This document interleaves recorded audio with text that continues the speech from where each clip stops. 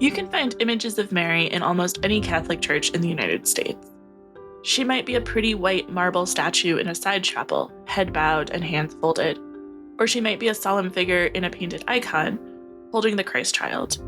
She might appear dressed all in blue, looking young and pretty and ethereal in stained glass windows. In most churches, she's probably represented as blonde and white. Few would look at these images of Mary and think, oh, wow, this is a dangerous woman. And nevertheless, Mary has sometimes been a figure of resistance, associated with reform movements, and even revolution. At least 3 different authoritarian regimes have banned the recitation of Mary's Magnificat. In India, Argentina, and Guatemala, rulers viewed the hymn's message as dangerous and incendiary. He has cast down the mighty from their thrones. Mary sings in the Magnificat. He has filled the hungry with good things and sent the rich away empty. It's a prayer of praise and thanksgiving to God, but what it's thanking God for is essentially revolution. God is good and worthy of praise because God casts rulers from their throne and lifts up the lowly. The song might not be an actual incitement to revolution, but it taps into a revolutionary ethos. And this makes sense given the context in which the song was originally sung. Mary was almost certainly from a poor family, and she lived in a country that was occupied by the Roman Empire, in which she and other Jewish people were not citizens and could be oppressed in multiple ways that were entirely legal under imperial law. And there were revolutionary groups around at the time. Some of the most extreme were the Zealots, who sought to overthrow the Roman Empire and regain independence for Israel. They looked forward to a Messiah who would lead them into battle. 33 years after Mary sang the Magnificat, her own son was condemned to death and brutally executed, precisely because the imperial powers viewed him as just such a threat. So does that mean Mary herself was a revolutionary? That's what we're going to discuss today in the second installment of our 3-part season finale on Mary. Welcome to Glad You Asked, where we answer the questions about Catholicism that are easy to ask, but not so easy to answer. Emily, we've been discussing already how we kind of grew up with different ideas about Mary, or perhaps no ideas about Mary. I just keep wondering how I would have felt about her if from a young age someone had told me, yeah, she was a revolutionary. There's this picture of her that I've been seeing around. I think Sojourners just had an essay about this artist, but she's wearing, in the artwork, Mary is wearing combat boots and stepping on a snake, and around it says words from the Magnificat, right? Like, she will lift up the lowly, she will feed the hungry, or he will. And I just think that that's an image of Mary that we need more of in our churches. It's interesting because people get upset about that image, yet we've been fine with images of Mary, trampling on a snake that represents evil, which always makes me feel bad for the snake. But then when we start I think people are very uncomfortable with the idea that the evil that Mary is trampling on is not something abstract and theoretical or something that happened 2,000 years ago or something that's, just in our hearts, that it's real and it's a political movement around us, perhaps in our own country right now. Connected, adjacent to that, is this idea that women are supposed to be docile, and if there's a revolution happening, the men should be out leading it. And depicting Mary as white and blonde ties in with notions about white supremacy, but it also, I think, connects with this idea of docility, which is widespread in a lot of cultures. If she's a girl, she needs to stay home and know her place. I read somewhere that when we hear the story, or when we read the story in the New Testament about Mary going to see Elizabeth, right? Elizabeth tells her that she is blessed among women. And I recently found out that this phrase, blessed are you amongst women, is only used 2 other times in the entire Bible. And that is to describe Yael and Judith in the Hebrew Bible.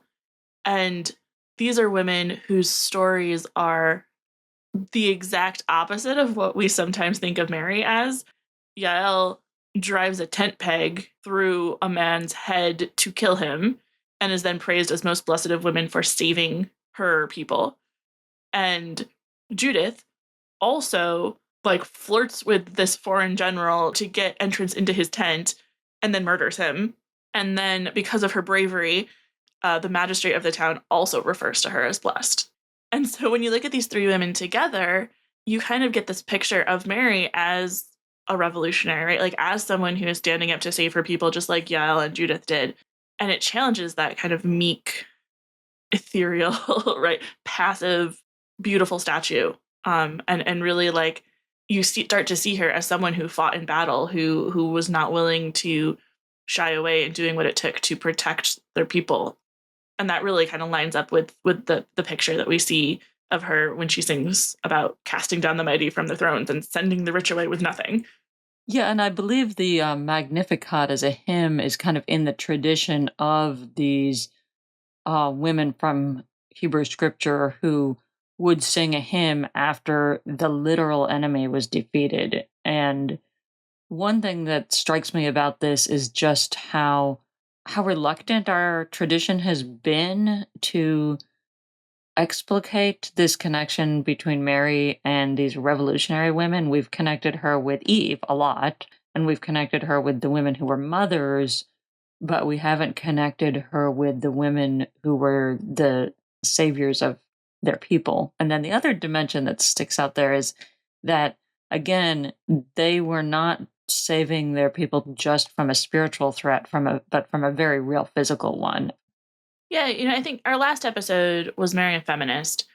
All three of us, you, me, and Julie, our guest, we kind of ended up in the point of like, well, this is not the right question. Like Mary would never have described herself as a feminist. Feminism didn't exist back then. And for this episode, I think it really is about reclaiming what is already in scripture, right? You don't have to look outside. You don't have to like extrapolate. You don't have to put anachronistic concepts onto Mary. Mary as a revolutionary is already right in front of our faces. And I think that's something we're going to talk about today. Yeah, so on this episode of the podcast, we are going to talk about Mary from the perspective of social justice work and reform. How does Marian devotion connect with movements of revolution and social change? Is it legitimate for reformers and activists to look to Mary for inspiration? Can we call Mary a revolutionary? I'm Rebecca Bratton Weiss, one of the hosts of Glad You Asked. And I'm Emily Santa. Before we get into the interview, though, let's take a moment to thank our sponsors. Glad You Asked is sponsored by the Claretian Missionaries. The USA-Canada province of the Claretian Missionaries tends to the religious and pastoral needs of vulnerable communities. As part of a global congregation of Catholic priests and brothers, Claretians uplift the dignity of all people, especially those who feel overlooked or forgotten. To find out more and get involved, please visit www.claretians.org. Now back to the question of the day. Was Mary a revolutionary? In today's interview, we talk with Kat Armas, a Cuban-American writer and theologian. Armas has a dual Master's of Divinity and Master's of Arts in Teaching degree from Fuller Theological Seminary, where she was awarded the Frederick Buchner Award for Excellence in Writing. She is the author of Abuelita Faith, What Women on the Margins Teach Us About Wisdom, Persistence, and Strength, and also Sacred Belonging, a 40-day devotional on the liberating heart of Scripture. She's also written numerous articles, including in the National Catholic Reporter, Plough Magazine, The Christian Century, and Sojourners. Kat, thanks so much for joining us. I'm glad you asked. Yeah, thanks so much for having me. I'm happy to be here. Your work over the past few years has centered on women, belonging, and resistance in the context of faith. Does Mary ever show up in that work? Definitely. So it's funny, I just released my third book, and she's kind of like a prominent figure in all three of my books. Being raised Catholic, obviously she played a big part of just my life in general. And then, as I transitioned to a more Protestant sort of realm, I felt like Mary was very ignored in a lot of ways. And so, of course, like the Catholic in me was like, hey, wait a minute, guys, let's focus on Mary. And then, of course, in the process of writing my books, I gave birth to two of my kids. And so that was also a big part of, the idea of the incarnation and Jesus being quite literally birthed into the world. That played a very big, Mary obviously just kind of came back into my consciousness in that aspect. But when writing about particularly in my first book about my grandmother's story, as a woman, as a mother, which was such a big part of her story, I think I began to really wrestle with the way that Mary was both idealized in many ways, and also sort of and in that idealization, she was upheld as something that for a lot of women, particularly Latin American women, they could not attain in many ways, and that they constantly tried to attain and they couldn't. And so I wrestle with this idea, like, how does the way that Mary's story, the way that it's been told, how does it both liberate and oppress, right? Not that she is in and of herself an oppressive figure, but the way her story has been sort of co-opted. How does she, sort of fit in this in-between space? And so, yeah, I wrestle with a lot of different aspects of Mary's story. Her as a mother, her as a birthing woman, her as a figure that has been used to oppress and suppress, her as someone who has been politicized, right? I mean, there's just so many ways that we can look at Mary and wrestle with her. And so, yes, just a quick answer, 100% she has appeared in so much of my work. So the question for this episode is Mary a revolutionary, right?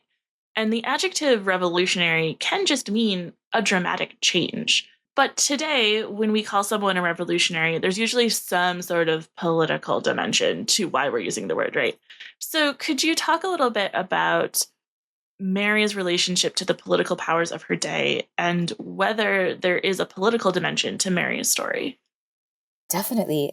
So, I mean, I think, so two parts to your question. The first part, I just want to say something about, was Mary a revolutionary? I love this question because when I wrote my first book, Abuelita Faith, I was arguing so many things about, I was interpreting my grandmother's life and arguing a lot of things based on my interpretation. For example, in one of the stories that I share about her life, I'm saying that, her first husband died, and this man who basically came to be my grandfather fell in love with her. And for 30 years, he proposed to her over and like, please marry me, please. Like, he just loved her for 30 years. And my grandmother over and over would say, no, my heart will always be with Roberto, her first husband, right? So for 30 years, she said no. She turned, and he never left, right? And in his 80s, I mean, they remained super close friends. He raised me, he never lived with her, but he was always around. In his 80s, he was at his deathbed, about to die. And she literally, it was this moment, we were all there. She whispered in his ear, I will marry you. And it was this moment of like, oh my God, it was this beautiful thing. But as I grew up, I began to realize, wait a minute, the reason why she did this was because Mario, his name, he had no family. He was about to die. He had no, there was no one that was going to be able to sign for his death when he was there. And so her choice of marrying him through my interpretive lens was a very subversive, act, right? It was her saying, I'm going to do this thing for him, based on just the systems that are in place. I'm going to do this thing, so sort of like shame the systems. I'm going to marry him, not because, it's not love and all these sweet feelings. It's just, to do the right thing, right? So I share this story because if you would have asked my grandmother, are you a subversive, sort of anti-imperial feminist? My grandmother would never have said she's those things. She would never have called herself a feminist. She would never have called herself any sort of subversive. But through my interpretive lens, I'm saying, oh, she was wildly subversive and very anti-feminist or very feminist, in a lot of ways. And so when we ask a question about Mary, was Mary a revolutionary? Did Mary think she was? I don't know. I don't think she would have. But as we're interpreting her from our lenses, as you mentioned, right, through our political lenses, through our our social cultural lenses, I think there are so many ways that we can say, yes, absolutely, Mary was a revolutionary. Now, as far as the political, question, well, there's a few things that I want to say to that. First of all, birthing, right? Motherhood is in and of itself a political act, right?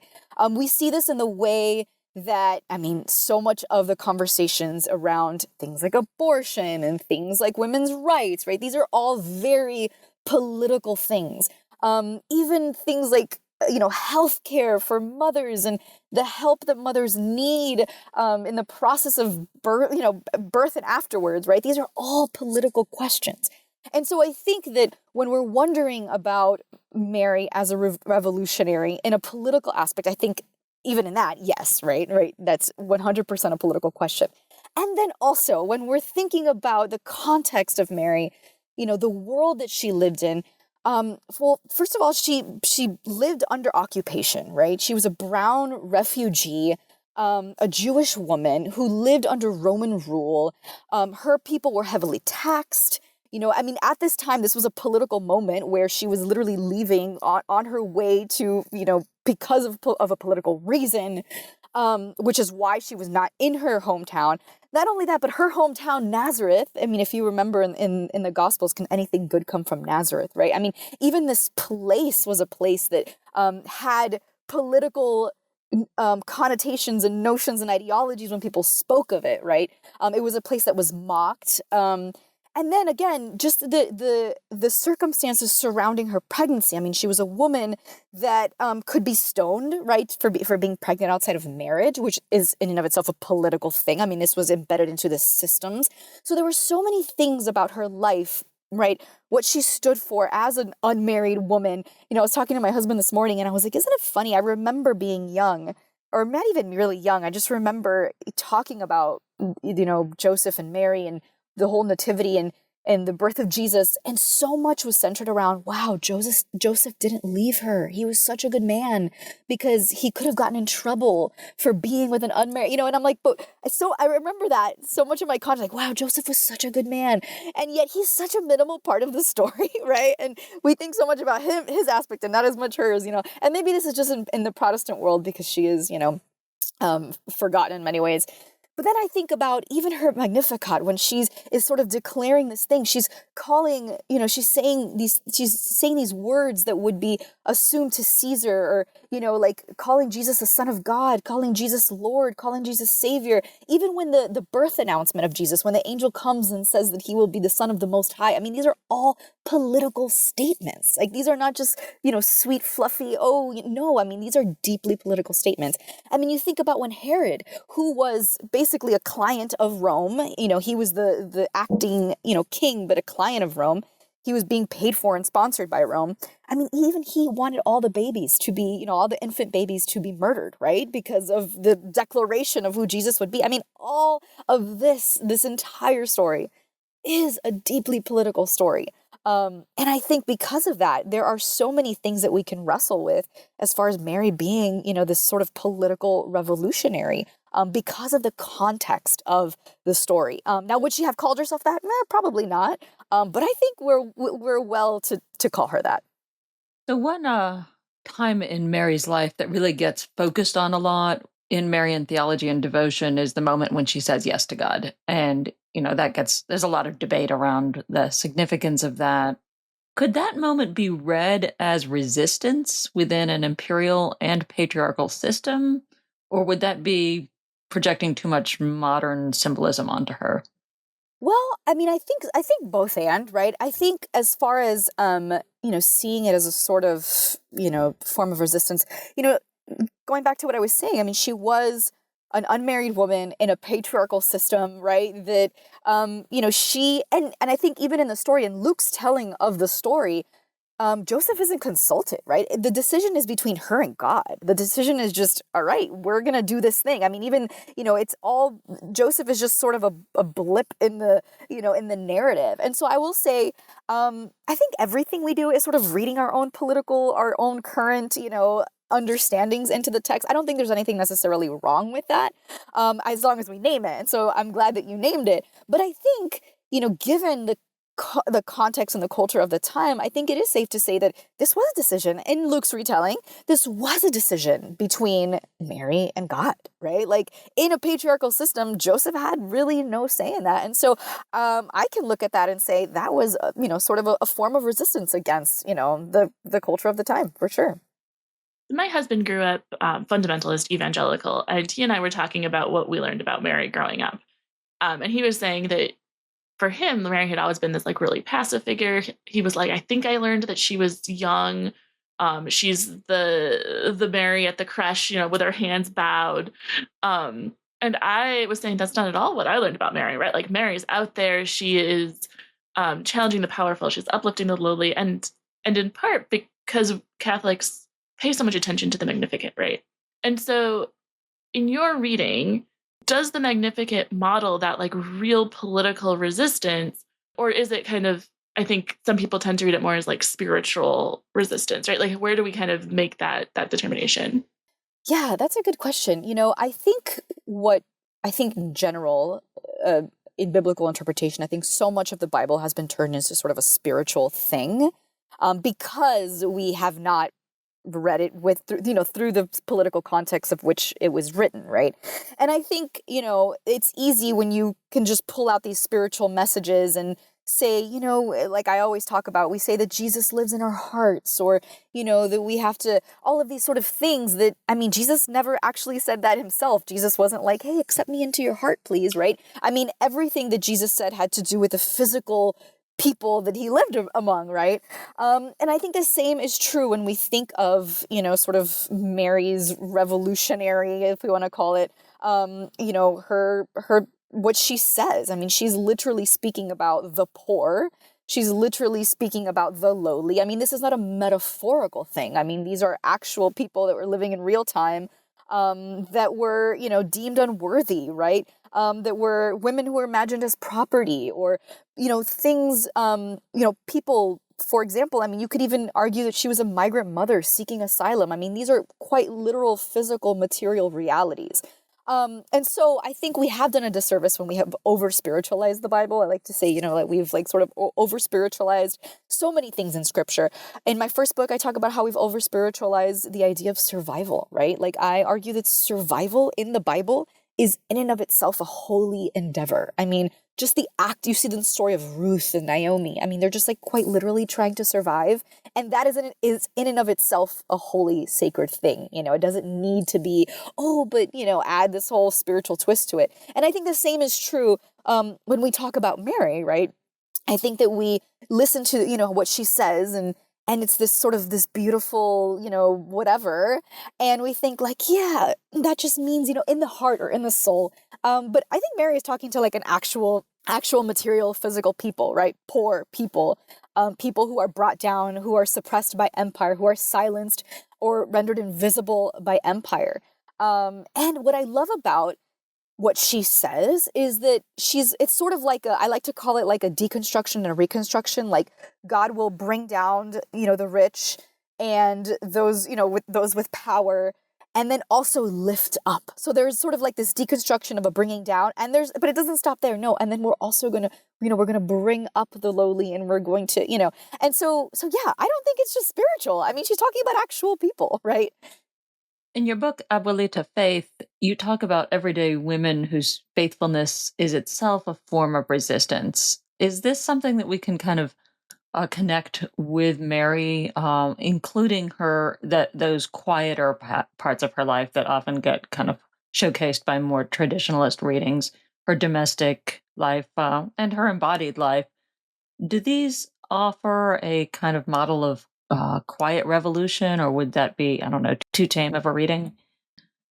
Yeah, I'm okay with calling it quiet. I think yeah, we assume that because something is quiet that it's tame. But maybe not, I like to, I always say, as I've been talking about and just working on this new book on resisting empire, I say that empire seeps into our lives in ways that we don't realize, right? And that's because empire doesn't always shout. A lot of times empire whispers, right? Empire whispers lies, and it whispers things that we think are normal and right and true, the way that things are the way that they are supposed to be. And these aren't always, loud, and, a lot of times that they just seep into our lives in very subtle ways, right?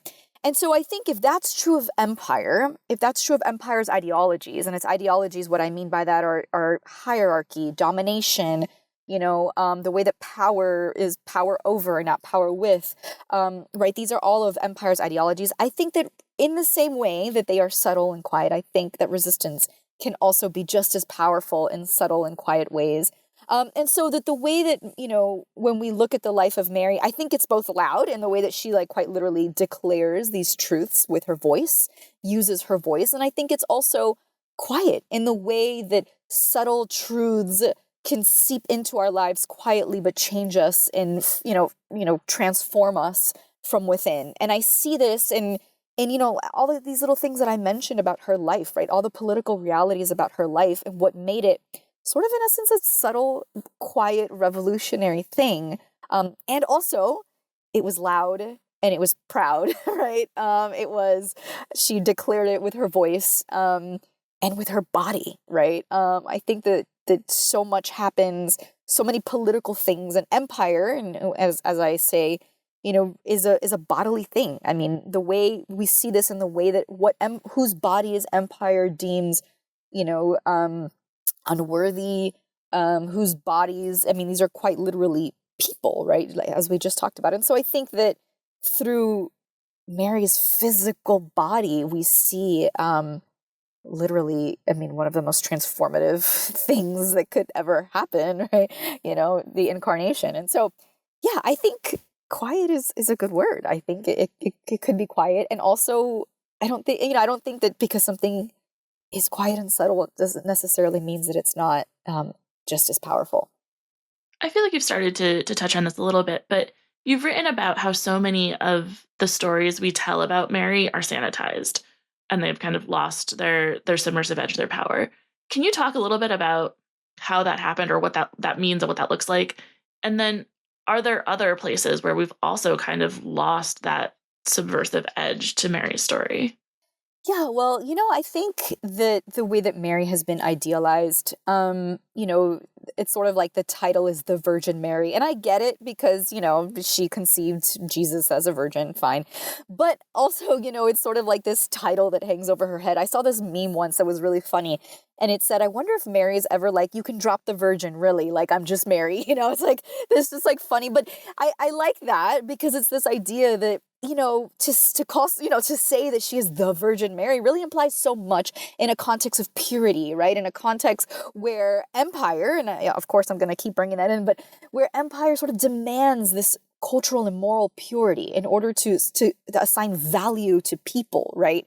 And so, I think that we have taken parts of Mary's story and done that, right? With put our sort of Western ideals onto it.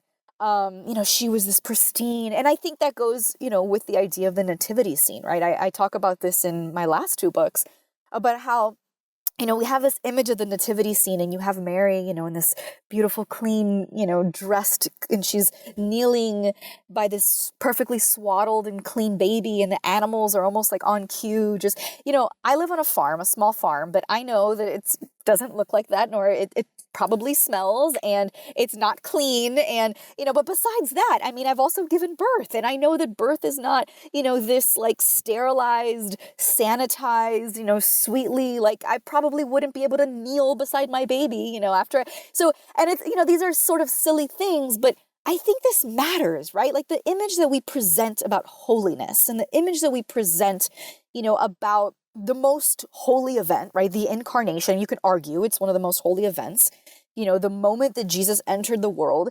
And what we see plastered everywhere, I mean, it's Advent right now, and we see it plastered everywhere, is this sterilized, sanitized, pristine image of Jesus and Mary and Joseph and the angels and the animals. And fine, it's cute, whatever, but I think it's worth challenging because it's not reality. And I think because this sort of image of holiness has seeped into our cultural consciousness, I think it speaks to what we assume holiness is, right? That holiness is pure and sterile and uncontaminated by the realities of the world, right? And the realities, and in this particular situation, birth. I mean, birth is, and you even see this in the Bible, right? When it talks about the incarnation, you talk about the politics, right? Of them having to leave one land and head to, I mean, you talk about all of these things, and then she just like has the baby, right? And I think, like, imagine if a woman would have written this account, right? Like what it would have sounded like. And there was primal groans, and there was blood, and it was just this very I love to use the word for this. It was a very profane moment, right? Compared to what we imagine holiness or what the cultural conversation around virginity and purity and holiness, what image that presents, right? And I like to think that the incarnation, the birth of Jesus, was a very profane, offensive moment. If you really want to sit there and go back in time and see what it looked like, there was probably screaming, and there was probably blood, and it was messy, and there was no cute little animals on cue, and there was no sweet little angel. You know what I'm saying? And so I think that image matters. I think it matters that we challenge that. I think it matters. So going back to your question, yeah, we do idealize, and it's not just Mary, it's that whole scene. And I think it does us well as a people of faith to challenge that and say, well, what is our lives? What does faith, what does it all really look like? And how can what is really the incarnation? What would it have really looked like? And what does that tell us about holiness? What does that tell us about God, right? That God entered the world through blood and sweat and tears, that God entered the world through the broken body, the broken naked body of a woman, right? Wow, that is so much more powerful than the images that we receive of the nativity, right? I want to see a naked, bloody woman, on these nativity scenes. That's offensive, but that's real. And that is how God chose to enter the world. Now, I'm very enthusiastic about calling Mary a revolutionary. And, I come from a background that was very overlayered with all of these narratives around Mary's purity and using Mary as ideologically, using Mary to enforce, purity culture and all of the other things that you've been touching on. But are there risks in calling Mary a revolutionary? Is this us kind of taking her and also using her for ideological purposes, or even reading things into texts without having solid historical evidence? Yeah, that's a good question. So, something that I've come sort of full circle on in my work, my background is on post-colonial theology, and in more recent years, I no longer say things like Jesus was a feminist, right? I used to. And maybe in my first book, when I wrote that, I would be like, yeah, Jesus was a feminist. Look at the way that Jesus, empowered women. I still believe that. Jesus 100% empowered women. But then there's also the reality that Jesus called the Canaanite woman a dog, right? And we can explain that away, and many people have, and that's fine.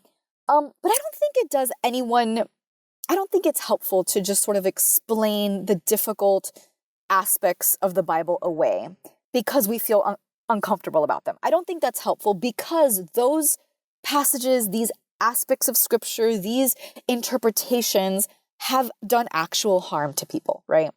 And so I think it's worth wrestling with both, well, what if Jesus was someone who empowered women, and at the same time, Jesus was a man of his time, right?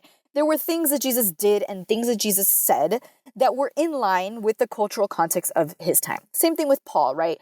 If we read the letters of Paul and some of the letters, attributed to Paul, I think that we can say things like, wow, Paul was 100% anti-imperial, sort of, revolutionary man himself, right? He said so many things that were anti-Caesar. And at the same time, Paul did a lot of things like bend his knee to the Roman Empire for his survival, because there were many moments where Paul was like, I'm going to be imprisoned and killed, and I got to do this in order to, keep my ministry going.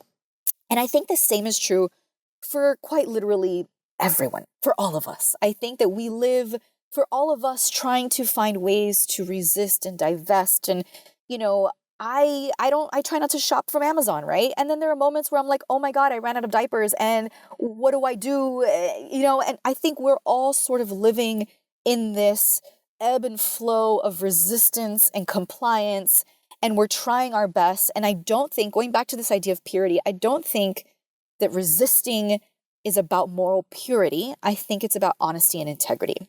And so I say all that to say, when we look at the life of Mary, just like the story that I mentioned about Abuela, about my grandmother earlier, I think their lives and her life was this constant ebb and flow of resisting and subverting and also trying to survive. And you resist and you subvert and then you try to survive. And that's true of all of us. And so when you ask, are there risks of calling Mary a revolutionary? I don't know if there are specific risks, but I will say Mary was a person, right? She was a person just like you and I. She was standing against systems trying to oppress her, and also she was also trying to survive. And so I think that it, just in the way that we idealize her as this like perfect virgin, submissive mother, I think it's also true that she was also a woman in a context that was trying to suppress an oppressor, and she was, saying these incredible things like God will lift up the lowly, and she was, and then also she was a woman of her time trying to survive. And so I think that to be honest interpreters and readers of the Bible, I think we have to hold both of those truths, at the same time. Just like I consider myself someone who resists empire, and then also I bend my knee to it because of convenience sometimes, or because of whatever, right? And I think the same is true for every single character in the Bible. I mean, look at the story of Esther, right? She saved her people, and then at the same time, she, dressed up for the king and did these things for the king because she was trying to survive, and she was trying to help her people survive, right? So yeah, I don't know if there's risks is the way that I would say it. I think it's just, honesty and integrity when reading her story. She was not just one or the other. I think she was a big entanglement of both, as we all are. We've been talking about kind of the idealized, passive Mary, but there are also around the world models of Mary that are these kind of symbols of liberation or resistance. Our Lady of Guadalupe. We did a whole feature story on different kind of faces of Mary across the globe. It occurs to me now as you talk that perhaps that is also not a true picture of Mary the woman, right? That it's an idealized version in a totally different way. Right? And do you think that's Yeah. kind of accurate? Like what kind of place do these symbols of Yeah. Mary have? No, I think definitely, La Caridad was big in our culture, and just like this sort of, yeah, and I think it's all sort of intertwined. And I think that we want to say, Mary was a revolutionary, and Mary was, and I think she was. I'm going to say that. I think she was. I think her story is deeply subversive, deeply anti-imperial, 100%. But I think, when we hold on too much to one image, or when we idealize a group of people, or anyone, I mean, I think of, as a Latina, I remember so much around the 2020, election, and everything happening in 2020. It was like the Latino vote, and it's still, right, the Latino this, and I'm thinking, we're all such diverse people, and we come from such diverse countries with such different political contexts. Coming from a Cuban context, I mean, that is wildly different. And so I think I say that to say that we sort of essentialize people and communities, and whether that's, marginalized people or in marginal communities, or whether, and it's all to serve sort of a purpose. And I get that, we're interpreting different people through different lenses, and that's fine as long as we name that, right? And so, yeah, I think that it's important to kind of hold both truths at the same time. When I wrote Abuelita Faith, I was sort of arguing that, that survival is sacred. I was arguing that the stories of our ancestors, that our grandmother's stories are, are where we really learn the truth about the divine, or this is where we gain wisdom that empire doesn't want us to know, or, that empire doesn't deem wise. And at the same time, part of my healing journey has been recognizing the places where patriarchy and machismo, right, in my context, in my culture, where hierarchy, particularly toward elders, or which isn't a bad thing, but there comes things, there are pain points and wounds that come with that, right? There are generational wounds that come with, a lot of the stories and a lot of the things passed down to me from my elders. And so part of my healing journey is holding on to what is beautiful, and then with the other hand, sort of letting go of what has harmed me. And I think that, coming from a community, from an exiled immigrant community, I think that's true for me. And I think that's true for a lot of people that I know. And so to answer your question, when we look at the image of Mary, Mary, in a lot of these contexts served as a beacon of hope and liberation because of, the hard hand of empire, right? Because of the oppressive situation that they lived in. And so, yeah, I think that is a beautiful thing. And also that comes with its own painful realities, right? if you need a liberator, it's because you need something to be liberated from. And so I think that with that, I think there's a lot of messiness, and and what I argue in my book, because of the way empire has made us, because dualism is one of empire's ideologies, that we just see the world through binary lenses, and it's so hard for us to hold two truths at the same time. So we have to say Mary was submissive, or Mary was, I think she was all of it intertwined.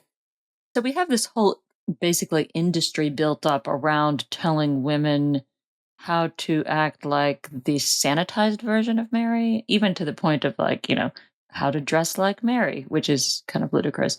But what would this look like if we were to take Mary's revolutionary actions as a model for ordinary Christians, but especially women, to live out their own lives in practice? Yeah, well, I think, kind of going back to, I just love the idea that, as I mentioned in Luke's gospel, like Mary wasn't consulted, or Joseph wasn't consulted. I think that's such a very interesting detail, right? Considering the context, considering the patriarchal context. And I think that there is, speaking of Mary as a revolutionary, I think that there is so much, in a context where women were quite literally property, for a woman to, have that sort of agency and use her voice in that sort of way. And not just for herself. I think that what the beautiful thing that I love about, the Magnificat is that she's speaking about her people. She's speaking about, her community, maybe not directly, but yeah, I mean, as a woman who lived in occupied land, and as someone who lived under the heavy hand of the Roman Empire, then yeah, she was speaking to those who also lived under that.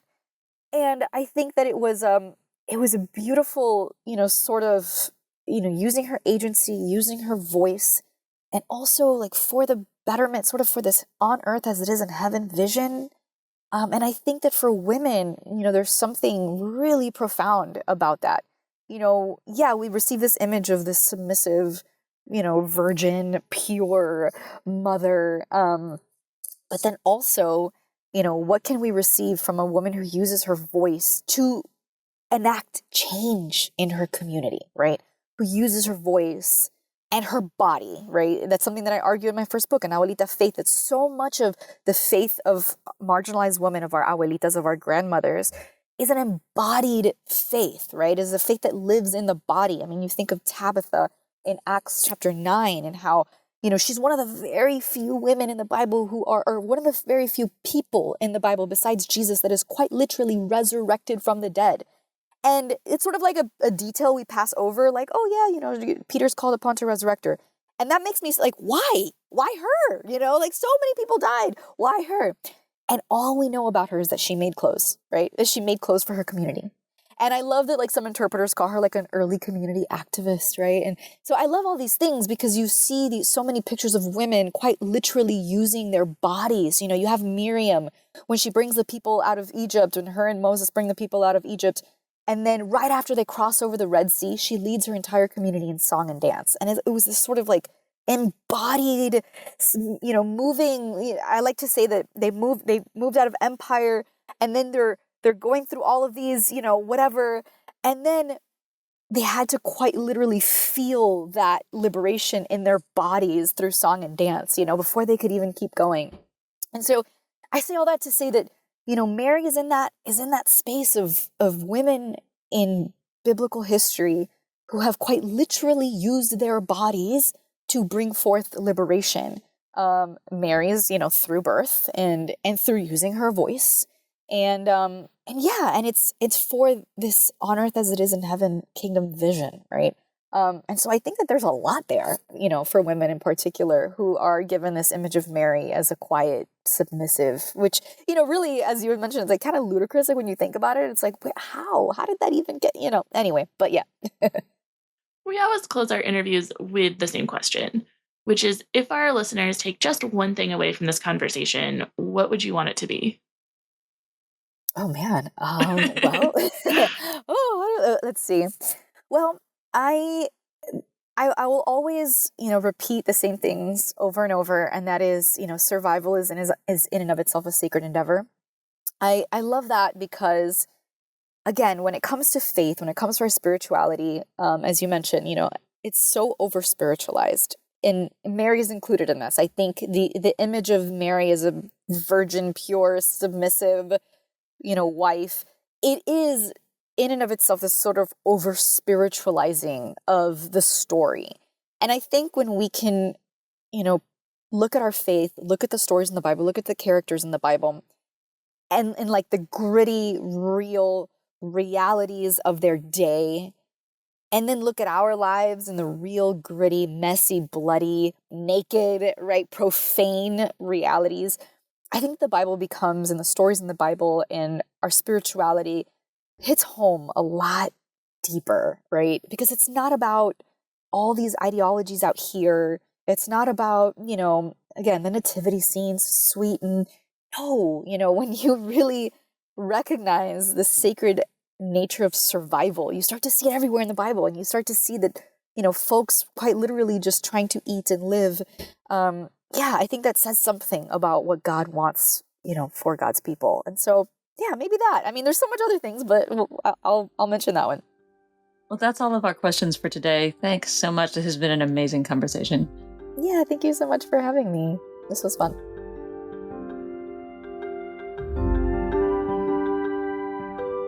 I knew this was going to be a amazing discussion, but I have to say that some of the stuff that Kat brought up, I hadn't expected, and I just loved it. Yeah, this was fantastic. Was there anything that came up in the conversation that I guess surprised you? I really loved when she talked about how our depictions and their stories we tell about Jesus's birth and Mary's labor have become sanitized. She had this moment where she talked about living on a farm and what it would have been like if a woman had written the story, right? That it would have been noisy, it would have been dirty, there would have been blood, there would have been screaming. She called it a profane event, which was really shocking. I know what she was getting at, but it's just like this shocking juxtaposition. And I was thinking about, we talk about, I think we've asked, maybe even on this podcast, like, did Mary experience labor pains? And even that discussion is often so theologicized, right? It doesn't get into the actual experience of what it's like to give birth. And I was so glad that she like went there, that she made it dirty and messy and really described what it was like to labor, to give birth to Jesus. That's one of those themes that once again brings up the intersection with the feminist discussion, even though we all agreed that the feminist question was anachronistic. But just the reality that for centuries, men were debating whether Mary had labor pains. Was Jesus even born in the normal way, as though, couldn't possibly have this icky female body involved and all of these icky physical attributes that were traditionally very associated with the female body specifically. Like if you go back to the Neoplatonic and the Platonic tradition, the femaleness was so connected with gross matter, physicality, being sub-rational. And it was super cool to hear Kat address that so directly. What an amazing reversal of what so many male theologians were trying to do, which was kind of take Mary's body away from her almost. Well, and we're so comfortable with the graphicness of the crucifixion, right? Like go into almost any Catholic church and you see Jesus's naked, bloody, broken body nailed to a cross right in front of you. And yet, we're not comfortable with the reality of the body when it comes to Mary. And so, like, why aren't we equally as comfortable with the shockingness of seeing a woman in labor in our nativity sets or our creches? Like, why isn't that something we do, right? I also maybe don't always need to see quite as graphic a crucifix, but that's beside the point. Right, like, I think she had a really good point, there too, where she pointed out, like, we would never have a nativity set or a creche where there's, like, a naked, bloody woman giving birth, with the baby crowning, but why not? Because that's part of life, right? We were all born that way. But I guess that kind of gets at our next question, which is there anything you wish we had talked more about? I mean, I'm really fascinated with envisioning the history of the time, and picturing Mary in her day-to-day life in a world where she lived in an oppressed community and there were revolutionary movements going on around her. And I would have liked to, I don't know, I mean, maybe we can't answer the question, but it's kind of fun to speculate about how she would have regarded that, when there were actual revolutionaries in Mary's community and possibly even in her family. What did she think of that? Did she support them? Was she kind of wishing she could go along with them? She had to have had thoughts, because that's one thing we know about Mary from the gospel, is that she's pondering things. So was Mary a revolutionary? Yeah, exactly. Was she really a revolutionary? Like, what if she was like out there kind of sneaking food to the rebels, Or what if she was trying to talk them into being ethical rebels and not hurting people? I don't know. How about you? Well, I was going to say, I think that I'm come down firmly on the side that Mary was a revolutionary. I don't know if she was out there sneaking food to the rebels. I don't know if we'll ever know that. But I do think, in terms of that, what Kat called like the quiet resistance, I think that's just so evident in her life and in how she went about teaching Jesus to be the person he ended up being. Right? Like you can kind of tell that mindset, that like he got where he was. I firmly believe Jesus was a baby. Like he had to be parented, right? He had to be parented to become the person that he became, and not just by God, because he was also human. And so I think that Mary was responsible for forming him into the person the leader, the teacher that he was. And so that was an act of revolution. So this just reminded me of the interview we did, which was about activism, in which the conclusion was basically that everyone can and should be an activist, even if it's in small ways. It gives me a different insight into things like Saint Therese, the Little Flower, who talked about the little way, which was one of those things that always annoyed me. Again, like this constant be little, be small, be quiet. And thinking of Mary as a revolutionary, the way you just articulated it, gives me a really different insight into things like that. That one can be a quiet revolutionary, as Kat was talking about, just in the way you parent. I mean, I think there's a sermon right there, right? but if you were to preach a sermon, what would it be about? I would like to preach an Advent sermon in which I talk about pointing people towards these amazing, beautiful Advent readings in which justice is depicted not as something terrifying, but as something beautiful and welcome. And this is what Mary was praising God for. And to remind people that for the oppressed, justice is not terrifying. Justice is something that they desire. And if we are all called to work to bring about God's kingdom, that means we should be bringing about that justice, whether it's in a small way or in a big way. The Advent and Christmas readings are always a time when I think we really miss out on the richness of the stories because women don't preach during Mass. And so if I were in a situation to be preaching during Mass, I would preach about what it means to give birth to Jesus. And I would focus on that, the messiness of the bodily experience, and how it means something that God entered the world through a actual body and actual labor, especially of a woman who was deemed to have so little power. And that's our show. Thanks again for joining us for Glad You Asked. If you enjoyed the episode, please tell your friends about the podcast, or leave us a review or rating on whatever podcast platform you listen to. It helps more people find our podcast. Do you have a question you'd like to hear answered on our show? Email us at editors@uscatholic.org. And please join us next week for our final episode in this season, where we talk about whether Mary was an apostle. Before we conclude this episode, we'd like to invite you to join us in prayer at the National Shrine of St. Jude, which was founded by our sponsors, the Claretian Missionaries, in 1929. As the patron saint of impossible causes, St. Jude offers hope to millions. Our National Shrine of St. Jude provides a peaceful place for renewal, belonging, and a deeper connection to God. Send in your prayer petitions today.